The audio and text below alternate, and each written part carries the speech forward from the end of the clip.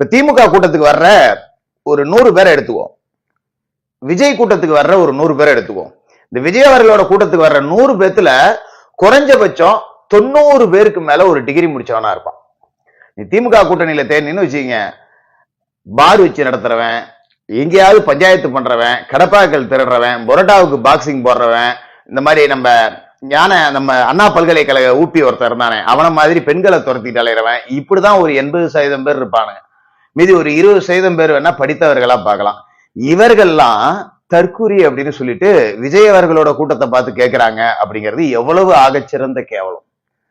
வேணா இப்படி ஒரு கேள்வியை முன் வைக்கலாம், படிச்சா மட்டும் போதுமா, அறிவு வேணாமா, படிச்சிருக்கானுங்களே ஒழிய அவனுங்களுக்கு அறிவு இல்ல அப்படி ஒரு கேள்வி வைக்கலாம்.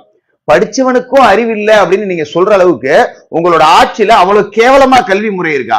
அப்புறம் என்னத்துக்கு கல்வியில் சிறந்த தமிழ்நாடுன்னு பெருமை பித்தறதுக்கு மீட்டிங் நடத்துறீங்க? படிச்சோம் ஒண்ணு, படிச்சவன் பத்தியம் வச்சு பாத்துக்கலாம். படிச்சா அவனுக்கு அறிவு இல்லை அப்படின்னா உன்னோட கல்வி தரம் சரியில்லை அப்படின்னு அர்த்தம். அப்ப கல்வியில் சிறந்த தமிழ்நாடுன்னு நீ பெருமை பீத்திக்கிட்டல, அந்த தமிழ்நாடு கல்வியில் சிறந்த தமிழ்நாடா மாறினது இவனுங்களை மாதிரியான நபர்கள் படிச்சதாலதான். நீங்க அவனுங்களை போய் தற்கூரி அப்படின்னு சொல்லிட்டு சுய இன்பம் அடைஞ்சுக்கிறீங்க.